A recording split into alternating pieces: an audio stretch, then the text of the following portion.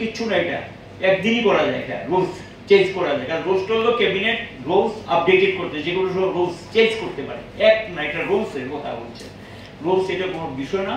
আপনি যদি মনে করেন অনলাইনে তাহলে সেটা রুলস যদি করতে হয়, কি করবেন না করবেন সেটা আপনাদের বিষয়, এটা তো আমরা ঠিক করবো না।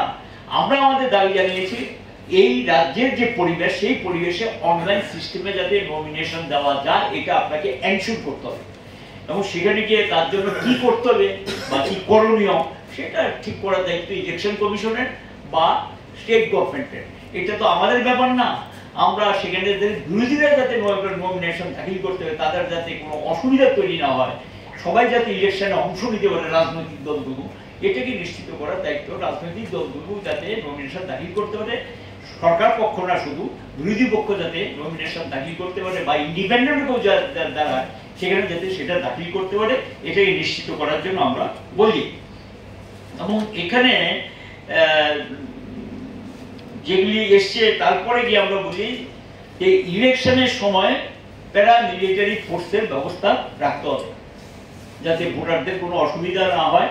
সেই প্যারামিলিটারি ফোর্স কি হবে না হবে, কারদেরকে আনবেন, কি করবেন না করবেন, স্টেট ফোর্স বা সেন্ট্রাল ফোর্স, সেটা আপনাদের ব্যাপারে, এগুলি নিয়ে আমাদের কোনো চয়েস নেই।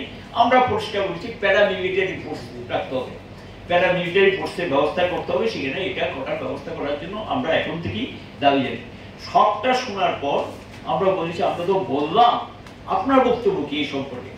তিনি তখন সবটা শোনার পর বলেছেন যে আপনাদের বক্তব্য শুনলাম, একটা হলো গিয়ে এই নিরাপত্তামূলক ব্যবস্থাগুলো নিয়ে উনি আরক্ষা দপ্তরের সঙ্গে বসবেন, আলোচনা করবেন এবং যথাযথ ব্যবস্থা নেওয়ার জন্য তাদেরকে বলবেন।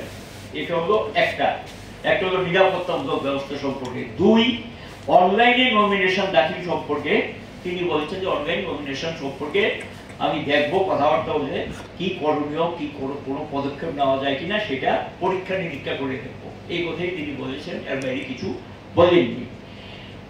এবং এটা পাশাপাশি যেটা বলেছেন যে ব্লকগুলো আইডেন্টিফাই, যেখানে অল পার্টি মিটিং ডেকেছেন, আক্রান্ত হয়েছেন, বিডিওরা সেখানে তেমন কোনো ব্যবস্থা নিতে পারেননি, সেই সমস্ত বিডিওদের বিরুদ্ধে তিনি ব্যবস্থা নেবেন এবং দরকার হলে এই বিডিওদেরকে সরিয়ে দেওয়ার জন্য বলবেন। স্টেট কমিশন থেকে আমাদেরকে বলেছে যে এগুলো আমরা পরীক্ষা নিরীক্ষা করে দেখছি, আপনাদেরও অভিযোগ পেয়েছি, যে অভিযোগগুলো পেয়েছি সেগুলো পরীক্ষা নিরীক্ষা করে যারা যথাযথভাবে দায়িত্ব পালন করতে পারছেন না তাদের সম্পর্কে আমরা স্টেপ নেব, ব্যবস্থা নেব, এবং কি কি ব্যবস্থা নেব এটা আপনারা জানতে পারবেন।